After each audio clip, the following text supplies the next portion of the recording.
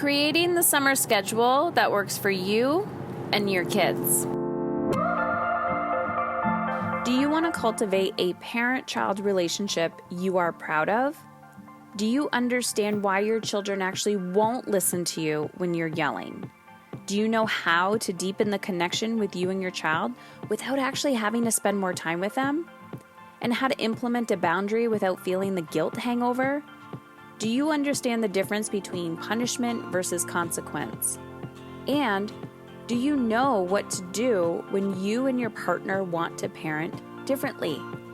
I'm answering all of these questions in a super simple, easy, and effective parenting mini course on understanding your children's behavior. We start June 17th, and guess what? It is only $27. So head on over to momisincontrol.com/sign up and learn about the details.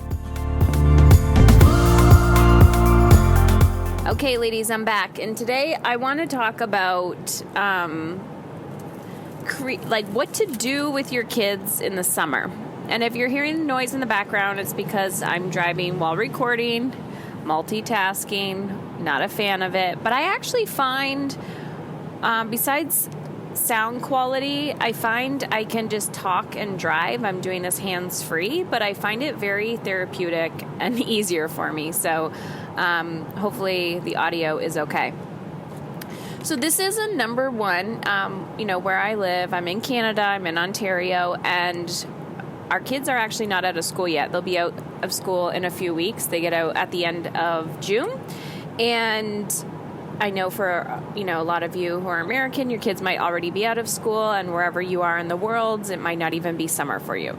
So I get a lot of questions around this time of year for those whose children are out of school, where they start to get panicked and overwhelmed, and the shit comes out of like, what do I do with my kids? How can I keep them busy? Whether you're working or whether you're home full time, it's a shift in season, and with every shift in season, we have to start asking ourselves, what is our ideal schedule? What does that look like? So people always ask me, like, Heather, what does yours look like? And I'm very apprehensive to always give mine away because it's comparing apples to oranges. And I think about how long I've been, doing this work. And when I say this work, I mean consciously, like, working on myself and being intentional about my time and my energy. And my capacity and building my business and all of that, and just, how I feel around my children. So I'm going to tell you that, I've been invested in building my business for about 8 years.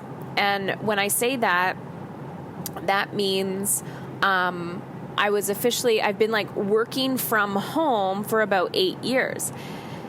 When you don't work from home, and you have a job outside of your house where you physically have to go, or you have an office, I find it actually easier to create boundaries because there's like societal expectations that, I'm gone, therefore I need childcare.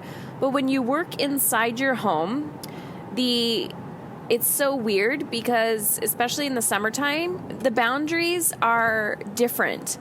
One, for some reason, mentally as women, we think, oh, I'm working, but I'm home, so therefore my children can be around me all the time. Excuse me.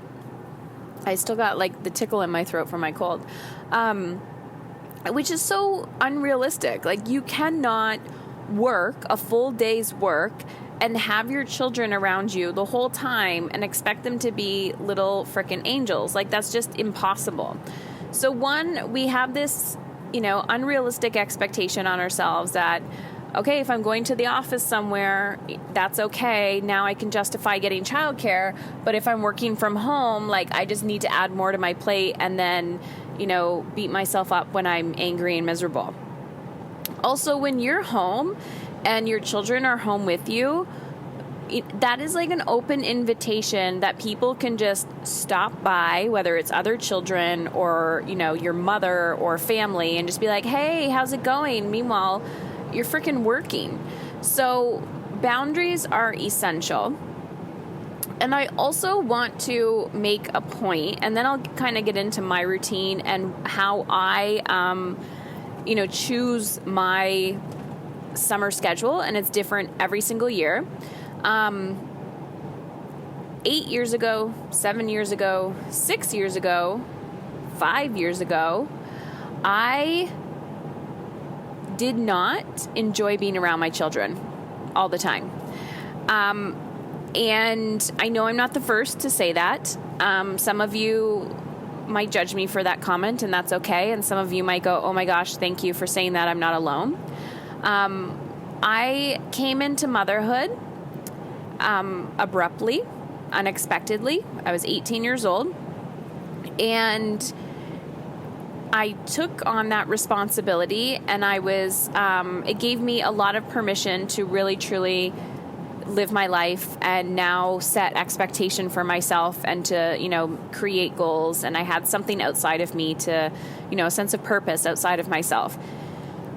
But I was a little angry and resentful at my son that I missed my 20s. And that resentment kind of grew as I had more and more children. And I always had this feeling with me like, oh, I don't like you. Like, I just don't want to be around you all the time. And then because I wasn't taking care of myself and I always felt depleted and frustrated and overwhelmed, my anger grew greater and greater and greater. And then I started acting that would manifest and act out in my parenting, where you could label me as like abusive, physically and emotionally, where I would get physical with my children because I was so frustrated. And I would say that my physical frustration got worse in the summer because I was so fucking exhausted of having my children around all the time. And, when we first started, I could not afford to put my children in day camp. So even people are like, oh, put them in camp, do this. I didn't have the $30 a day. I didn't qualify for government assistant, like day camps. And so you're in a pickle because you're like, childcare is too expensive. And here I am trying to bust my ass to, make more money or build my business or like keep my shit together, and I just can't figure it out. So it's kind of like the chicken or the egg, like which comes first. So I get that frustration, and in hindsight, okay, so this is where you're gonna whether you're gonna listen to me or not. Hindsight is always 20/20. So for years and years, I blamed my children for my frustration and anger, because that's socially acceptable to do that, to blame other people and our kids for our inability to control our big emotions, even though they're little assholes. Like I'm gonna totally throw that out there, that your children are not perfect and sometimes they're really, really mean, but as a humanitarian, like no human being deserves to be treated the way that culturally, I think the way we treat children, even if they're mean, their behavior is saying something to you, and most likely they're mirroring back to you like something like your own anger. So I just want to put that out there, that if this is a summer for you and you think, oh my gosh, I am not looking forward to this summer, I just want to say, I've been there too, and it wasn't just one summer. I would say this summer and maybe last summer have been some of the best summers of our lives. And it was only because I continued to give myself permission to want what I wanted and to feel the way that I wanted to feel. So I currently, in current day, do not find it frustrating or overwhelming to be around my children all the time. Now, my children are 14, 9, and 6. I am also not a huge advocate of screen time, and we don't have video games in our house. And my middle son, when he is on screens for a long time, he's very aggressive. So it is extremely limited in our house. And so that is not something that I typically use to keep, when I'm busy, to keep my children around. That said, we have Netflix, and I will use Netflix when I just need a break. And that's okay. Like, I don't care if you're using screens or Netflix to get a break from your kids, or to help your kids self-regulate or calm the fuck down or do whatever they need to do. Like, you're allowed to do that. So again, I want to give you that permission to do that as well. Keeping your children alive can be like a huge goal for the day.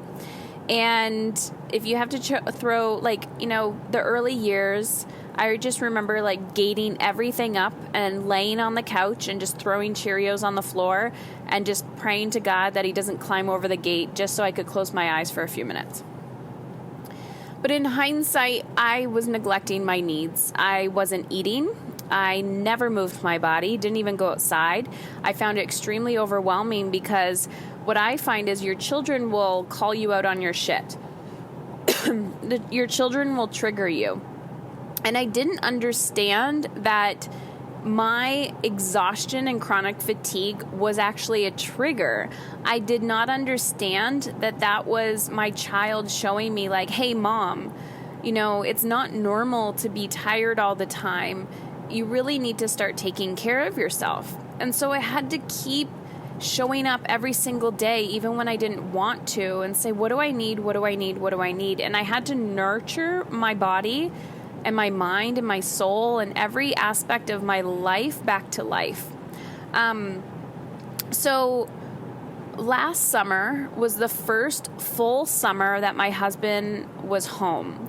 My husband decided, him and I together decided to leave his corporate job almost 2 years ago. And since then I've been a sole breadwinner, and he's been all hands on deck dad, and, building his own side gigs and stuff like that, but more behind the scenes, and now has really taken on a lot of roles behind the scenes in my business to help grow the company.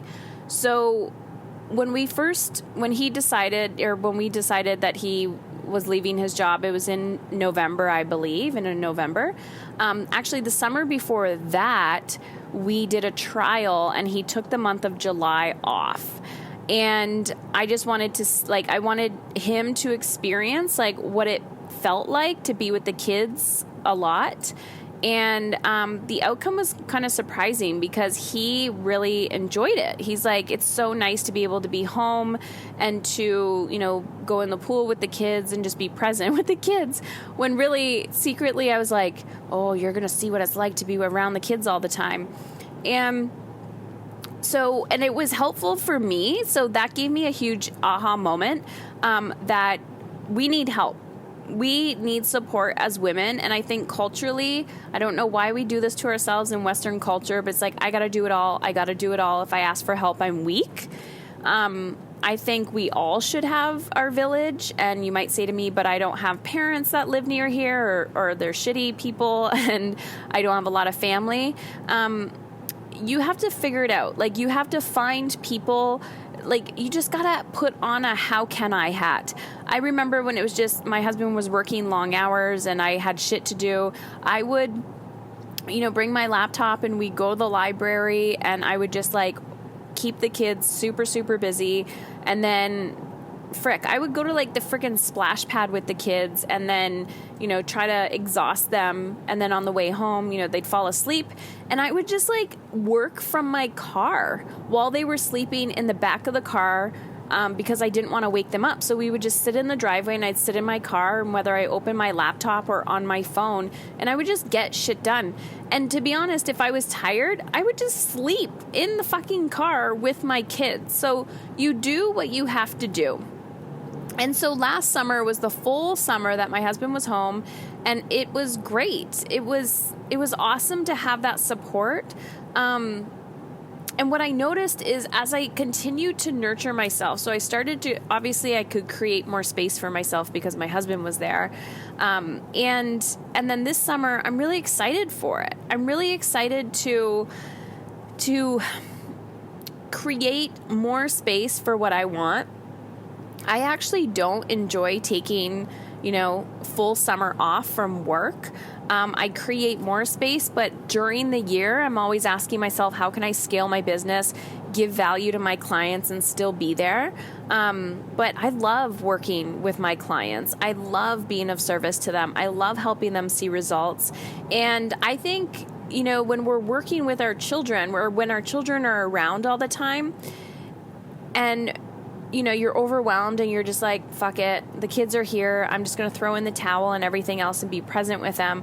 I actually think you're doing yourself a huge disservice because, yeah, you might slow down in the summer, but it's in those moments when you really that is the time when you gotta figure things out. Because if you're overwhelmed with your children around, you're going to be susceptible to overwhelm when they're not around.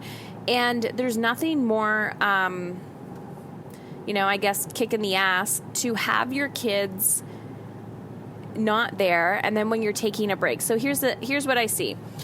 You're either full on and you're like, oh my God, we got to go here, we got to do this, we got to go here, we're going on this vacation, we're doing this adventure, and then they're not around and you're like, oh God, I just got to rest.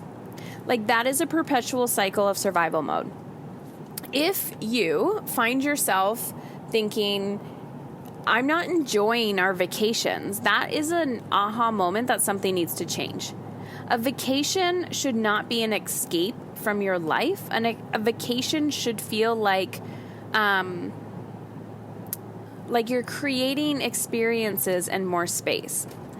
And then I want to ask you, why are you going on vacation? I know that's a weird question, but I see so many people going, oh my God, I need a vacation from my vacation. And, then create a vacation from your vacation. If you have a week-long vacation in Disney and you know that you're going to lose your fucking mind when you get home because you're spending a lot of time with your children and it's go, go, go, go, go, and that's like a lot of energy output, then you should be taking, a week and a half off and have buffer time. Because we're going from one experience to the other. We're not giving ourselves space to recover. And that's how you get burnt out. So my word for the summer was adventure. And what I am personally craving, and, my husband and I talk about this too. And to be honest, sometimes he thinks I'm crazy. So if you think my husband is perfect, he's come a long way. He is a fabulous human being. But just know that, I am chronically talking about these things with him. And sometimes he looks at me and he's like, Heather, you're fucking crazy. I have no idea what you're talking about. And I'm okay with that. Because as one of my wise old friends told me, she said, Heather, I've been married for 30 or 20 something years. And I've been into personal development and all of this woo-woo stuff. And because we asked, how did you get your husband on board? And she said, it's water on a rock. You just drip, drip, drip. You just got to keep showing up and having those conversations. So I had a point for telling that story, and now I can't even fucking remember what my point was. Oh, I'm always asking, him, how do you want to feel this summer? What do you want to accomplish this summer? And sometimes he has input and sometimes he doesn't have input. But I'm asking myself, and every summer I feel differently. Every summer I want something different. I'm not a person of routine. It's not like, okay, every 4th of July we go to this cottage. And if that's the case, great. But it's about, what do you want? And I just, that's the core of my message. And everything else is what would your ideal summer look like? Honestly. Do you want to work every day? Typically, I try to take Mondays and Fridays off, and I'll do as much as I can on Tuesdays, Wednesdays, and Thursdays. And on those days, too, I'm not working 80 hours. So I'm sure you can't work 80 hours in a fucking day. You know what I mean? I'm not working 24 hours in a day. And you could work 12 hours. You could do whatever the heck you want. But you have to go, is this sustainable? Is it legit sustainable to work 12 hours a day 12 to 16 hours a day for 3 days a week, and like you're just cramming everything in. On the Mondays and Fridays, are you like losing your shit a little bit? Like, what do you need to do in order to create sustainability in your life? And if you're freaking out and you're like, oh my gosh, Heather, there's no way I could take off all that time. That just seems overwhelming to me. You don't understand my business model. Or, and I'll tell you, I'll have an idea for the stay-at-home people who are with their children all the time, because that's a whole fucking conversation in itself and a whole full-time job. Just start somewhere. So, like, just take Friday off. And, or if you're like, oh my God, no, I could never do that, then just take half a day off. Maybe you don't start till Monday afternoon, or you are done at noon on Friday. Like, just cut back a few hours, because think about this. If you have a 9-to-5 job, and I've had many of these conversations with women in corporate, there's no way you're actually working for 8 hours a day.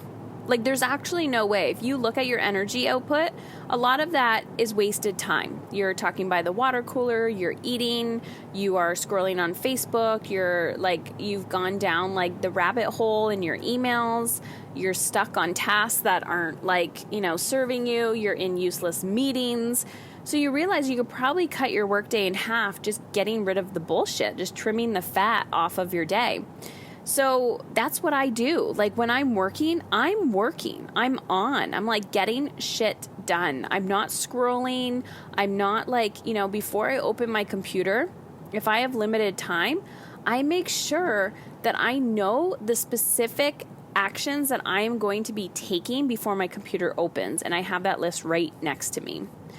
So that is an easy way to trim the fat. It's just like when people say, I don't have money, and I say bullshit, because if you look at your credit card statements and you look at your debit statements and where your money is going, I guarantee you, if you did that today, you would be able to save yourself at least $100 a month. And I almost want to guarantee you that it's going to be, well, depending on the person, but like at least $100 a month. And you could probably, if you really, really try harder, could squeeze like $200 to $300 to $500 a month out of that. And depending on your habits, I've had people tell me that they've saved $5,000 a month. So you just got to trim the fat and focus on what matters to you. So if you're taking Mondays and Fridays off, I'm working 3 days a week, and then some weeks I won't be working at all, and some weeks I'll be working more. Who knows? But guess what? That's called time freedom, where it's on your own terms. It's not like, oh, I only work 20 hours a week. I'm only working 10 hours a week. It is truly up to the individual. And when I started my business, I would have never taken Mondays and Fridays off. Some Mondays and Fridays I would take off, but it's with intention. So I'm always asking myself, how can I do more in less time? How can I, what is the most highest productive task that I need to do in order to achieve my desired result? Also, if you're an early person, you can work in the morning for a few hours, and then all afternoons are spent with your kids. And so you really, again, have to ask yourself, how do I want to feel? And is my current calendar in alignment with that? And I just want to give you permission. And before I go into permission, I'm just going to talk about the stay-at-home moms for a second. I know we love our children. It's okay if you don't some days. It's truly okay. You don't have to. I'm not always in love with myself. I'm not always in love with my husband. We need time apart. We all need to be away from each other sometimes. And you're allowed to take time off too, even if your partner doesn't agree. Give them this podcast, or him or her, give them this podcast and my email, and I'm happy to chat with him, because the more you become whole and complete, the more you can give back to your family. And I think women, mothers, caregivers have the most sacred, the most sacred role and job on this planet. And it is the most undervalued, and it's quite disgusting. So the more you respect yourself, the more you say, I'm allowed to take a day off and do whatever the fuck I want that has nothing to do with childcare. Go for it. Go for it. You deserve to look after you. You are not a failure. You are not a bad mom. It's okay to feel guilty while you're taking time off. You actually need it. Your body needs it. Your mind needs it. So that when you do return to your children, you are full. And that is the only way that I've ever seen and been able to get to a space where I actually enjoy being around my children for longer periods of time. That now I know what I need. I know my body signals, my mind signals, what happens when those things pop up.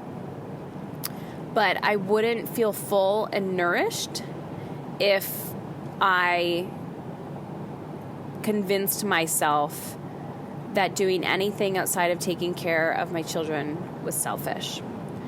So I invite you to get out your pen and paper and journal and ask yourself, what do I want my summer schedule to look like? What do I really want to enjoy? What's not working? And slowly, one day at a time, just say, how can I make today 1 degree better than it was yesterday?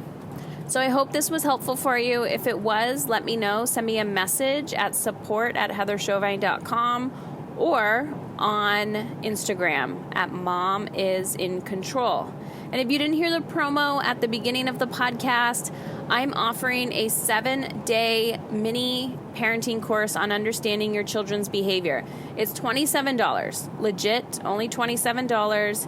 And once you register, you'll be taken to a private Facebook group. And in that private Facebook group, starting on, I believe it's June 17th, we're going to be leaking one video, and some of those videos will have accompanying PDFs every single day, 7 different strategies, 7 different topics, and it's going to be easy for you to implement and starting that conversation.